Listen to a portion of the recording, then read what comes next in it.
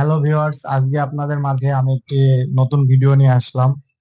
এর আগের অনেকগুলো শর্ট ভিডিও আপনাদেরকে অনেক কিছু দেখানো হয়েছে একটি কনস্ট্রাকশন সাইট নিয়ে। তো আজকে আপনার যেটি দেখাবো সেটি হচ্ছে এটি একটি আন্ডার কনস্ট্রাকশন সাইট।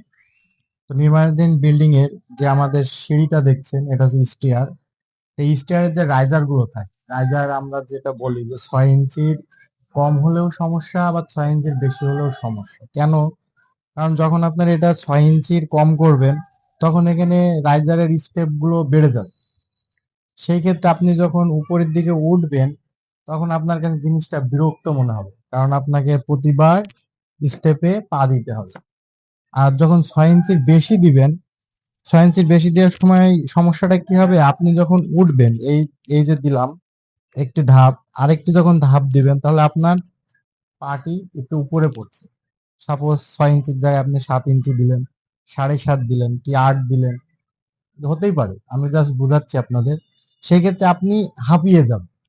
একটি ফ্লোরে আপনি যখন সিঁড়ির মাধ্যমে উঠবেন, সেই ক্ষেত্রে আপনার ভিতরে একটি হাঁপিয়ে যাওয়া এরকম মনে হবে।